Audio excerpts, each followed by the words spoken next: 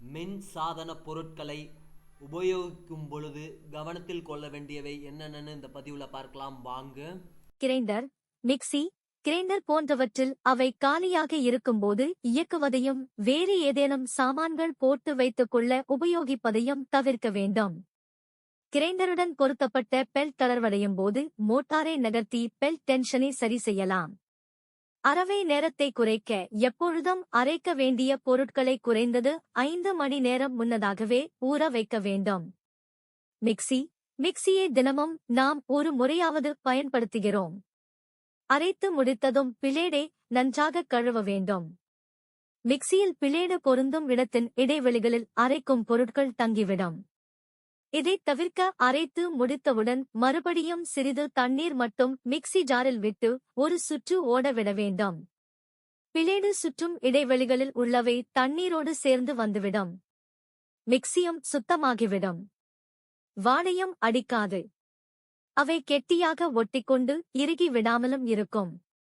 Refrigerator, ஃப்ரீசரில் 0 degree முதல் 4 degree வரை வெப்பநிலையும் மற்ற இடங்களில் 4 முதல் 14 டிகிரி வரை வெப்பநிலையும் இருப்பதால் அங்கு வைக்கப்படும் பொருட்களின் தன்மை கெடாமல் அப்படியே இருக்கிறது. இதுதான் உணவுப் பொருட்கள் கெடாமல் இருப்பதற்கு காரணம் ஆகிறது. எவ்வளவு பொருட்களை வைக்க முடியுமோ அத்தனையும் அடக்கமாக வைக்க வேண்டும். அப்போதுதான் அதை திறக்கும்போது அதிகமான குளிர் தன்மை வெளியே போகாது. அவை பொருட்களிலேயே தங்கிவிடும். இதனால் மீண்டும் குளிர் நிலையை உருவாக்க வேண்டிய அவசியம் இருக்காது. மின்சாரமும் சிக்கனமாக செலவாகும். கிறிஸ்பரில் காய்கறிகளையும், செல்ஃபில் உணவுப் பொருட்களையும், ஃப்ரீசரில் ஐஸ்கிரீமையும், கதவு பகுதியில் பாட்டில்களையும் வைக்க வேண்டும். வாஷிங் மெஷின், துவைக்கவிருக்கும் துணிகள் மிஷினில் கொள்ளளவிற்குள் இருக்குமாறு பார்த்து, உயர் ரக டிடர்ஜெண்டுகளை உபயோகித்து, கிழிந்த துணிகளை தைக்காமல் போடாமல், வோல்டேஜ் பிரச்சனைகள் உள்ள போது மெஷின் போடுவதை நிறுத்தி, சரியான வோல்டேஜில் போட்டு எடுக்கவும். தையல் மிஷின் பாகங்களுக்கு அடிக்கடி எண்ணெய் போட்டு சுத்தம் செய்ததும் மிஷினில் ஒரு பழைய துணியை வைத்து தைப்பதன் மூலம் எண்ணெய் பிசுக்குகள் நீங்கி சுத்தமாகும். இதனால் புது துணி தைக்கும் பொழுது சிரமமில்லாமல் இருக்கும். மின்விசிறி, வீட்டினுள் ஒரே அறையில் மின்விசிறியையும் எக்ஸாஸ்ட் ஃபேனையும் பொருத்தும் போது எக்ஸாஸ்ட் ஃபேன் சீலிங் ஃபேனை விட மிக நல்ல உயரத்தில் இருக்குமாறு பொருத்த வேண்டியது அவசியம். 4 பிளேடுகளைக் கொண்ட மின்விசிறிகளை விட 3 பிளேடுகளுடன் கூடிய மின்விசிறிகளில்தான் காற்றின் அளவு நன்றாக இருக்கும். அலுமினியம் மற்றும் ஃபைபர் கிளாஸால் ஆன பிளேடுகள் பொருத்தினால் ஃபேன் துருபிடிக்காமல் இருப்பதுடன் பராமரிப்பும் சுலபமாகும். வாட்டர் ஹீட்டரின் உள்பகுதியும் வெளிப்பாத்திரமும் ஸ்டெயின்லெஸ் ஸ்டீலால் செய்யப்பட்டதாக இருக்குமாறு பார்த்து வாங்கினால் பராமரிப்பு செலவு ஓரளவு மிச்சமாகும். வீட்டு உபயோகத்திற்கு ஸ்டோரேஜ் வாட்டர் ஹீட்டர் தான் சிறந்தது. மைக்ரோவேவ் ஓவனில் சூடு செய்யும் போது அந்தந்த பொருளுக்கு தேவையான பாத்திரங்களை உபயோகிக்க வேண்டும். கெட்டியான கண்ணாடி பவுல், போரோசிஸ், செராமிக் பாத்திரங்களை உபயோகிக்கலாம்.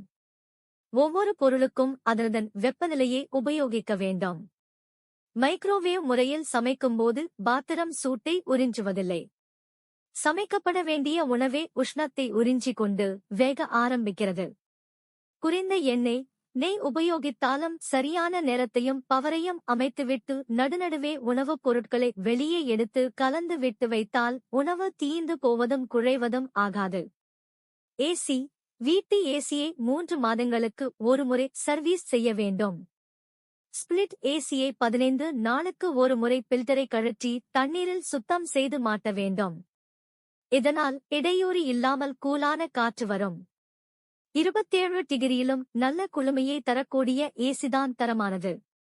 27 டிகிரியில் வைக்கும்போது மூச்சு திணறுவது போல் உணர்ந்தால் அது சரியாக சர்வீஸ் செய்யாததால் இருக்கலாம். உடனே சர்வீஸ் ஆட்களை அழைத்து மிஷினில் கேஸ் போதுமான அளவோடு உள்ளதா என்று தெரிந்து கொண்டு இல்லை என்றால் நிரப்பி சரி செய்து கொள்ள வேண்டும். இதுபோல் வாங்கி வைத்திருக்கும் மின்சார பொருட்களை சரிவர பராமரித்தால் ஷாக் அடிக்குமோ வேறு ஏதாவது தொந்தரவு ஏற்படுமோ என்று பயப்படாமல் வேலை செய்யலாம். Thanks for watching this video.